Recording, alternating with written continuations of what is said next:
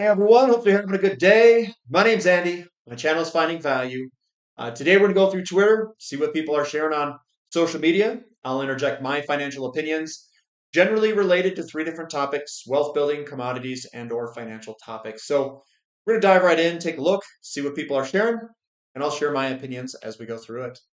If you want to follow me at _finance, and if you want to join our community, finding-value.com, where I dive deeper into all of these topics, subjects, looking for potential investment opportunities, doing a lot of fundamental analysis on the sectors, trying to get everyone up to speed on the long-term fundamentals of a lot of these sectors, which look incredibly good. And we do have a discount coupon code special. Quote, special is that coupon code if you'd like to join. You get a discount on the monthly membership for the first month only, and a longer, bigger discount on the yearly membership, which is in the description link below. So here's Charles. Tanker deliveries do not really kick off until the second half of 2026. Healthy fleet dynamic in the interim per Fernley. This is VLCCs, the dark, Suez, and Aframax. This is 2023. You can see the slowdown here, and we could easily see the slowdown in the tanker prices. But this is what's coming ahead. So I do think we're going to head back higher. And it does look pretty good for that. That's deliveries. Platinum. So we've got Steve saying we're threatening a major breakout. We've been watching price approach the apex of its massive triangle pattern on the monthly chart for several months. And after a 14.4% rally in January, price is now sitting precisely at the red upper rail of resistance. On the daily chart below, we see that price also cleared the yellow 200 moving average on yesterday's high volume 5% pop. The nice follow through today as price testing the red short-term resistance line. Any pullbacks to the rising yellow 200 MA would be viewed as favorable entry points. I've been in this for a while. I'm not, I, I call myself a hybrid investor. A hybrid investor is where I understand where the cost curves are at. I understand where, um, I understand ratios. I understand the value, what's cheap, what's expensive. And then I try to use technicals to get me entry points. And then I practice extreme patience. Buying this since 2019 and 2020. I really loaded up in 2020 for platinum. And I've been in this since, just call it 5 years. So I've been in this for about 5 years. I'm waiting for this big move. And I think it could be a very big move.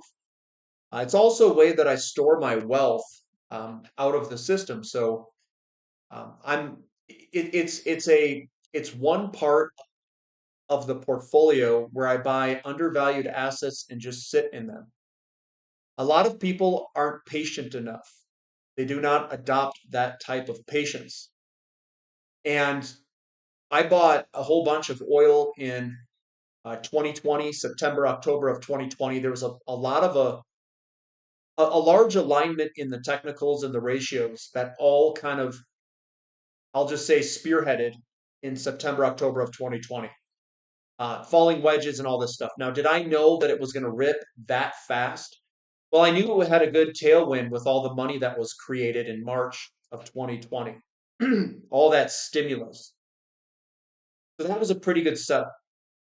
I also think that platinum here is a pretty good setup. We could see some big moves. So I don't necessarily know what the future has in store for us, but what I do know is I've seen gigantic moves and what they look like, the patterns before those gigantic moves. Platinum has all of the characteristics of what I look for in what could be a very big move. The ratios are all cheap. We're squeezing up on a very long time frame pattern, and when we break these things, they generally can run pretty good and pretty fast and pretty hard. And it could run for a very long time too. So this is one that I'm pretty excited about. SRS Rocker report, global silver production revised down to 814 million ounces for 2023, nearly 90 million ounces lower than the peak in 2016. Due to the huge decline in Mexico's silver production in 2023, global production fell 23 million ounces. The fundamentals for silver get better every year. And this was the peak in 2016. You can see that we've been declining over the years. And maybe that's the ultimate peak. Tough to say. Maybe it's not. Silver is a byproduct of other mineral extraction. But silver looks ridiculous too. Um, Platinum is cheaper to silver, and platinum is breaking out against silver. But silver does have a very large pattern, a cup and handle pattern that's broken to the upside. Who will outperform who? I don't know. But what I would do is I'd look at the size of the pattern, which silver has this monster pattern. And then I'd look at the ratio of platinum, and platinum's cheap to silver. So, you know what I would do? I would own both. It's not about guessing what's right and what's wrong. It's not about taking a leap of faith. It's not about trying to make a decision of, should I go left or should I go right? It's about making money. So you've got two ridiculously large setups, platinum squeezing to the corner and silver that just broke its gigantic cup and handle, which is the size of Texas. The question that you should be asking yourself isn't one or the other. It should be, well, what amount should I allocate to each? And what amount should I allocate to physical metals? Um, Physical metals are the lowest risk area of anything in the market. It's lower risk than currencies. So, what time in history can you allocate money to something that is so low of risk and such high return? It's very rare in history. So take that into consideration. I don't know what your allocation should be. I'm not you, and I can't advise that anyway. But I would go into both. That's what I would do, and then I'd figure out what allocation. Peter Schiff says, effective tomorrow, Trump will impose 25% tariffs on all products American buy from Canada and Mexico, and 10% tariffs on all products they buy from China. Assuming no exemptions, that's a 250 billion tax increase on Americans, which equates to about $2,000 per household per year. I hope that he reduces income tax. If he eliminates federal income tax, that would be huge. But it's not going to be huge for those that pay no federal income tax. So I hear a lot of people, it's like, oh, if they reduce federal income tax, I hate to say it, guys, but not a lot of people pay a bunch of federal income tax. More than 50% of workers in America do not pay any federal income tax. None. Zero. Zilch. Now, will it impact me? Oh, God, yes. It would impact me. I'm an investor. I make money in all these things. And it would be huge if there was no federal income, no federal income tax. I would absolutely love it. Absolutely be ecstatic about it. But that's going to impact a lot of people at $2,000 per household per year who don't pay any federal income tax already. A must listen interview here for Gary Baum, some observations and comments. This is Eric. So, Eric makes the point that US based banks have been scrambling to secure physical gold and silver since the election so as to cover paper shorts if needed. Presumably, that way they will be able to avoid much larger financial losses if they don't just buy back their contracts. This is with silver, so this assumes that banks knew that Trump and Bessent were serious about Canada and Mexico tariffs, and that this would be an intentional signaling of a looming gold and silver revaluation. The problem with that solution is that the LBMA is left holding the bag, and the promissory note charade is likely to soon collapse. Who will suffer losses? Are the counterparties the same in London and New York? As David Jensen has taught us, the leverage in the London market is much greater than in New York.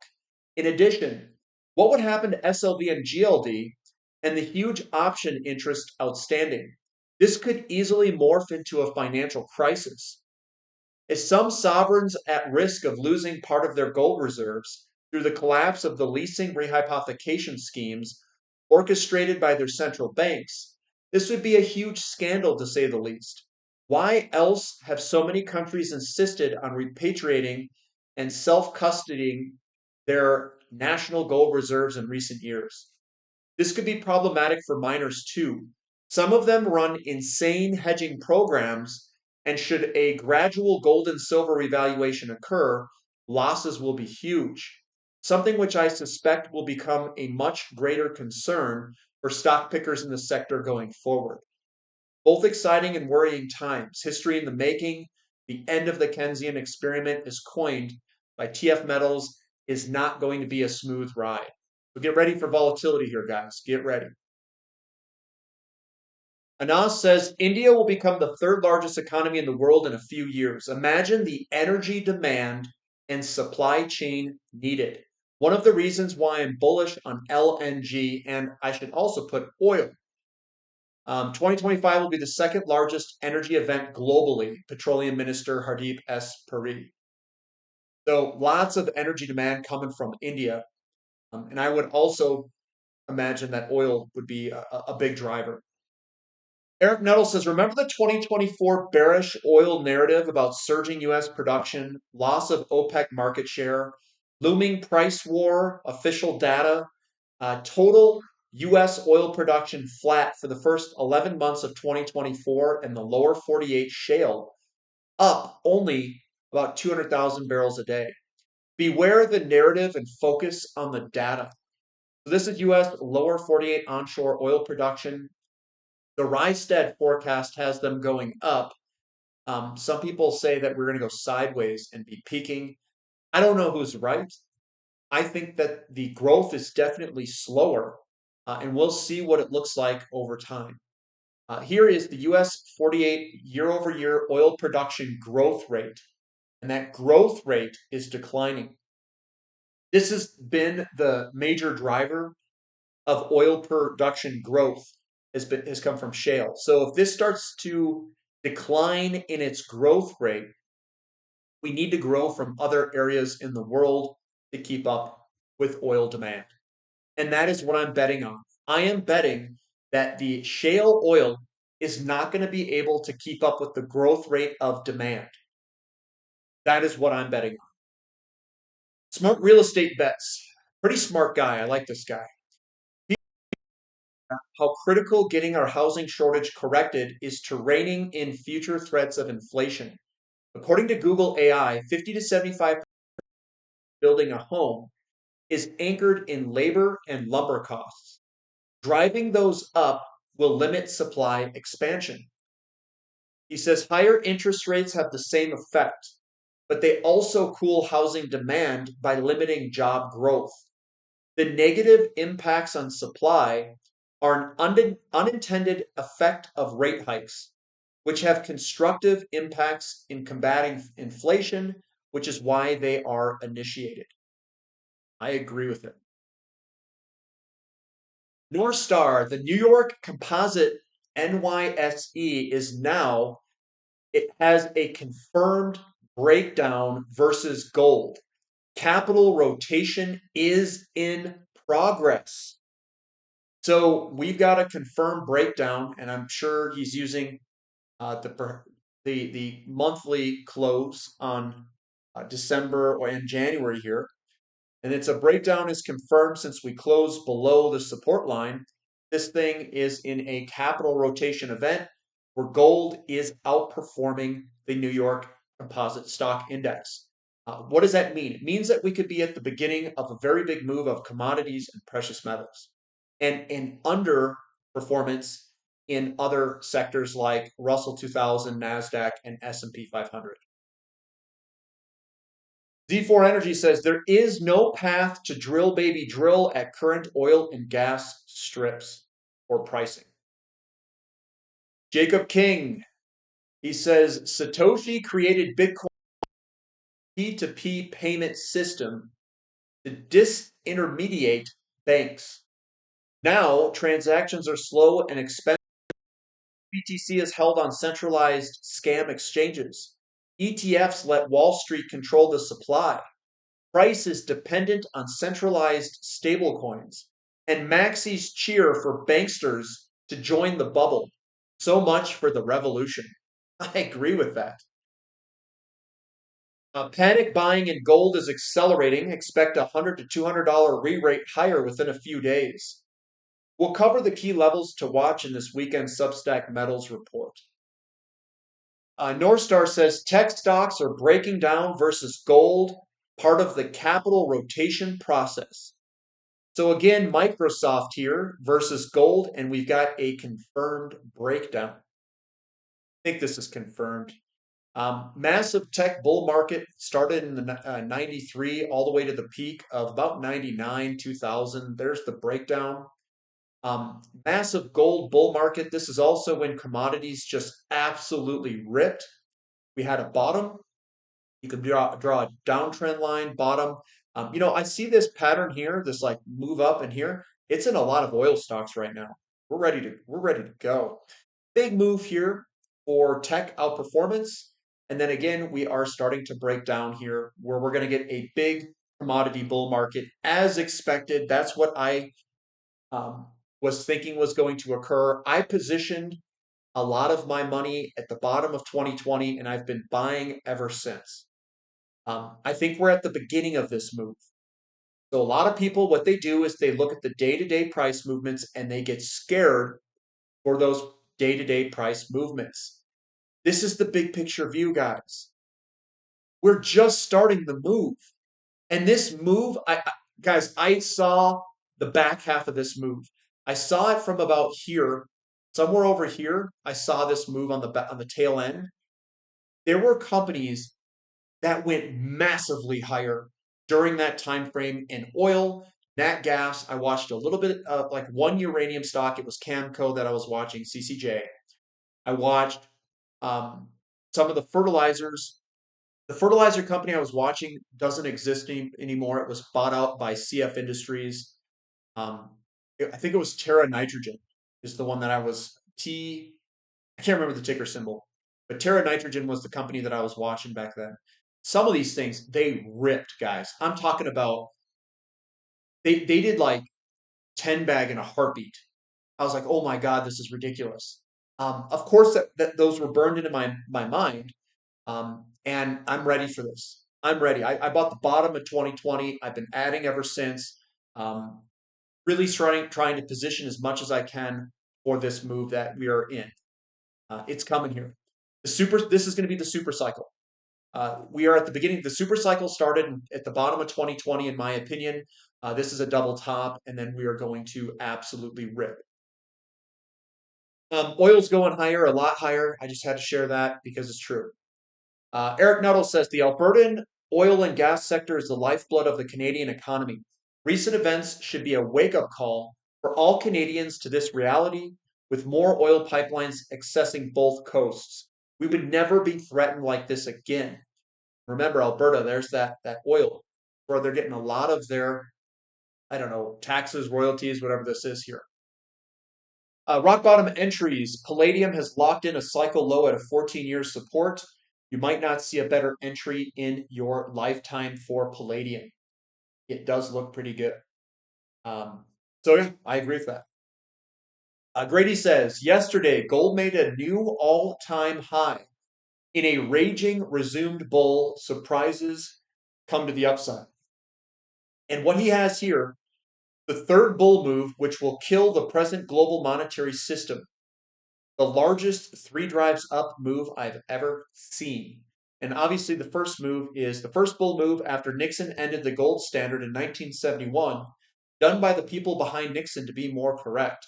So, boom, consolidation, boom, consolidation, and boom. These big moves in between are commodity bull markets. It's it's a revaluation of gold in relationship to financial assets. And that money rotates into these areas during these big legs. Interest rates moving higher is a function of that rotation. I also think that oil prices are also a big factor in it. It's a combination of oil prices, inflation. Uh, I should say it's inflation, oil supply not being able to keep up with the inflation, and interest rates. And that mixture of all those things causes money to rotate towards commodities and precious metals. This here is going to be massive. I don't think people are really paying attention to the big picture view like this chart here. What they do is they focus on the day to day, month to month movements. Don't do that. This is not the time to be trying to day trade. Get in, stay long, in my opinion. At least that's what I'm doing. And I'm going to ride this whole thing up. Silver is going to go ballistic. We've got a 45-year chart pattern that looks absolutely ridiculous. Oil is going to go ridiculously higher. And people are trying to time the short term like we're going to get some sort of pullback. And maybe we do. Maybe we do. Maybe we don't. But gold's broken out. I'm not betting on that pullback. And we've got inflation. So maybe the pullback is more related to the ratio of gold beating financial assets and oil beating financial assets than it is in a nominal price pullback in something like the NASDAQ. Maybe it trades sideways. Maybe it goes down, slightly down and sideways. It's tough to say what exactly will occur. Casper says the inflation numbers in 2022, when using the 1970s calculation methods, was roughly 18%. The official CPI numbers was 8%. Yeah, that's right. Here's another one from Eric. He says the BRICS have been removing gold and silver bars from the COMEX and the LBMA for the last 4 years, making their physical inventories dangerously low. The Trump tariffs are a cover story and the catalyst straw that broke the camel's back, in his opinion there. Today we had dry bulk that was up, Capesize up 5, Panamax up 4, and then VLCC and Suezmax both up 1% for tankers.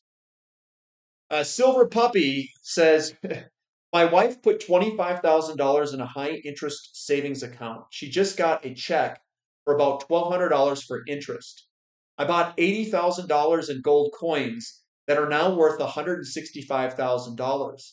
She waves her check around asking where my check is. How do I explain it to her without sleeping on the couch? Well, that's like, this reminded me of something. There's a lot of people in some of the families where they brag about how much money they got back from the federal government.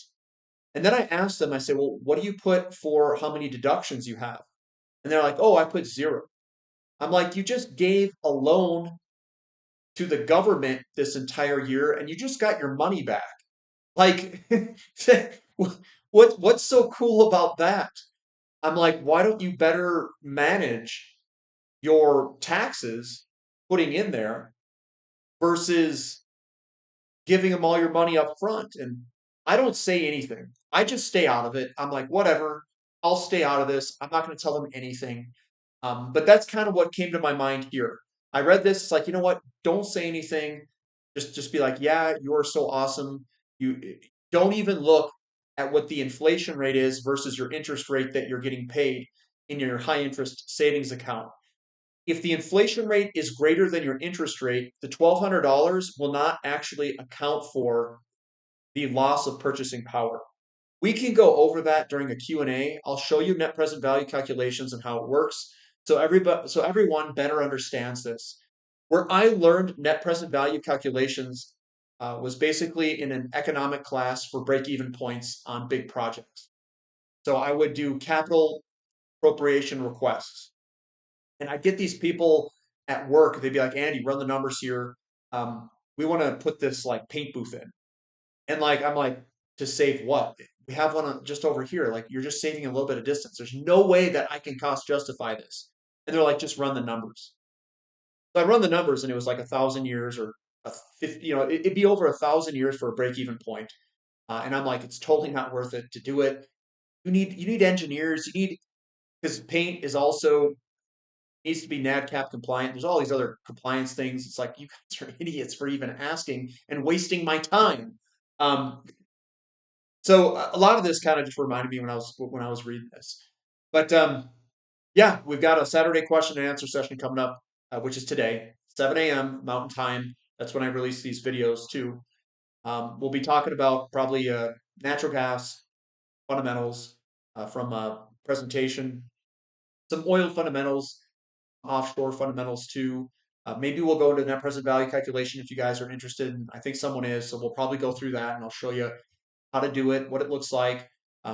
Basically, what it comes down to is if your inflation rate is greater than your interest rate, you have it benefits you to loan money if you can earn at least the inflation rate or greater on your investments, and you get that gap between the two. That's exactly what I did with my mortgage on my house. I have a 2.75% mortgage rate, and inflation is greater than that. So I'm better off not, basically, I'm better off leaving the loan out there, letting inflation eat it away, letting my dividends come in at greater and greater amounts, let that money get into investments, get the dividends, and then just pay off the minimum payments to really, uh, to basically really maximize the inflation erosion of that mortgage. But that's what I've got for today, guys. Give me a thumb up for the content, subscribe to the channel, and we'll catch you next time. This is Finding Value.